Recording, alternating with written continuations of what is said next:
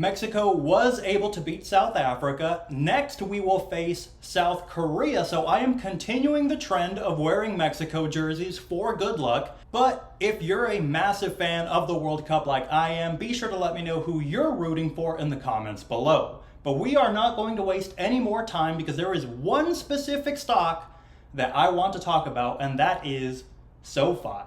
And what really caught my eye regarding SOFI is that it is down 40% year to date. And as always, I like to have a look at their most recent 10Q and analyze their income statement because I like to know what exactly is going on recently for SOFI. And as always, we will go top to bottom. And let me go ahead and tell you that top line, revenue for SOFI grew 43% compared to this time last year. Incredibly strong growth from SOFI, and it's actually not that surprising to me because they're not your traditional bank stock. They're not like a Wells Fargo that focuses on brick and mortar locations. But okay, continuing down here in the income statement, we have tech and product development, which was up 20%. So that's not too bad. That's about half of what the top line grew by. Sales and marketing is a whole nother story though, because that was almost the same as the revenue growth. That was up 41% compared to this time last year. Did not want to see that high. Cost of operations was up 26%, which is fine.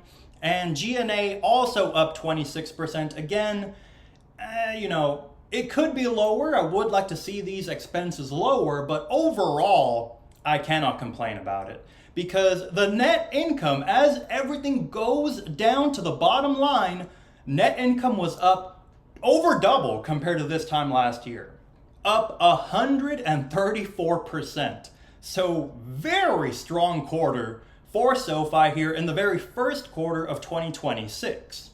And just as I have been doing, I want to continue this video by giving you my personal projections for SOFI stock, and these numbers are going to run through 2029.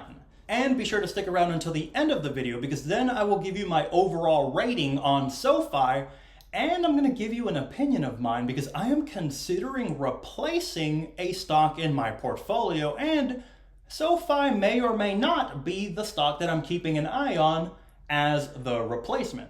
But okay, let's get into the numbers here. Again, these are my projections for SOFI through 2029. I have revenue up 30% over the next, 3 years.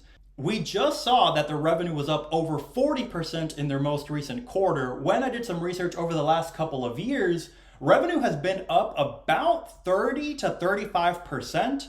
So I am going a little bit on the lower side. Again, I always prefer to be conservative whenever I give these numbers because I would prefer to be surprised on the upside instead of going, higher with my projections and then the stock underperforming. And as for the net income, I have that up 35%, again, on average over the next 3 years. We just saw that SOFI's net income over doubled in this most recent quarter. For all I know, they could double again here in their most recent quarter, and then maybe I have to look at these numbers again. But for now, I want to be conservative. I want to play it safe because, again, I'm keeping an eye on SOFI here, at least through the end of the year.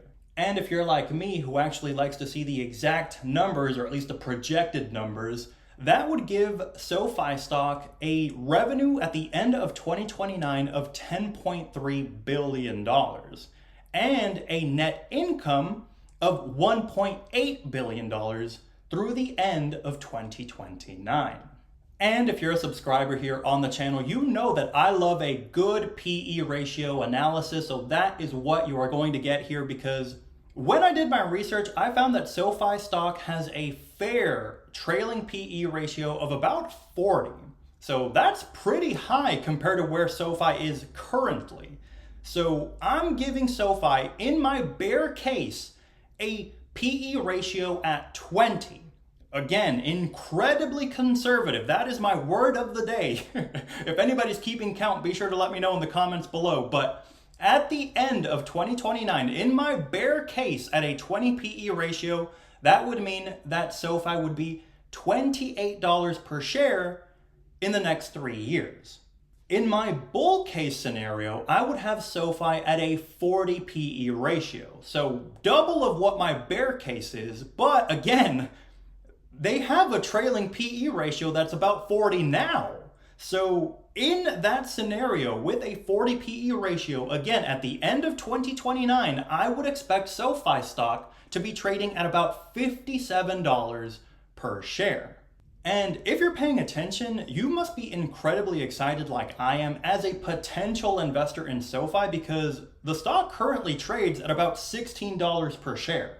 And this is exactly why I'm looking into this stock again, because in my bear case, I would have a compound annual growth rate over the next 3 years for SOFI at 15%. The S&P 500 on average gives you about 8 to 10%. So in my bear case scenario, I'm already beating the S&P 500 in my opinion. Now, where I really get excited is in my bull case scenario, because with that, my compound annual growth rate expected for SOFI stock would be almost 40% over the next 3 years. I mean, that is amazing. And that is exactly why I am looking into this stock again, because how can I not be interested in a stock that's almost going to give me a 40% CAGR over the next 3 years? Now, what's even more exciting for me, if I could get more excited about this stock, is that SOFI is way off of their 52-week high. SOFI's 52-week high was $32 per share.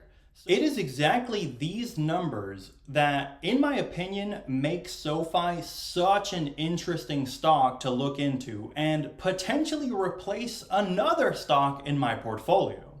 It's probably my biggest loser in my 8 years in the stock market. If you're a subscriber here on the channel, I bet you can probably guess which stock that is, but I'm looking at PayPal in my portfolio, and it is just doing a whole lot of nothing, and it has been doing nothing for about a year or two now. And I thought, well, if SOFI is looking like such a buy at its current price, what if I were to just swap out my PayPal position and replace it with SOFI? Now, I do need to do some more research, like I mentioned. I have not really looked into why SOFI has been struggling so much over the last year. The last time that I looked into this stock was back in like November or December of 2025 when I was selling puts on the stock. Now, that went incredibly well for me, and I was actually hoping to get assigned at one point because I did not mind owning SOFI in my portfolio. If you want to see how that went, I'll leave a link here for you, but I'm really looking into SOFI again here in the middle of 2026, but I need to see what are the headwinds that SOFI is facing. And the reason that I want to take all of this into consideration is because if it's only SOFI that is struggling while, let's say, their entire sector is booming, if Wells Fargo, JP Morgan Chase, Visa, all of these other fintech / bank stocks are having a great time while SOFI alone is struggling, then I need to know that.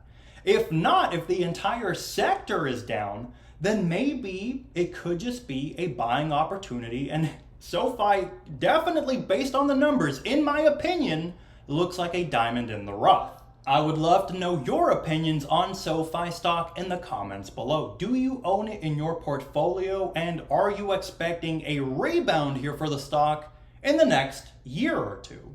Also, be sure to let me know where you are watching this video from. If you're a fan of the World Cup, I would love to know who you're rooting for, and let me know how far your team is going to make it in the 2026 World Cup. Thank you so much to everybody who has made it until this point in the video. Be sure to give me a like, it helps out tremendously. And as always, I'll catch you in the next one. Peace.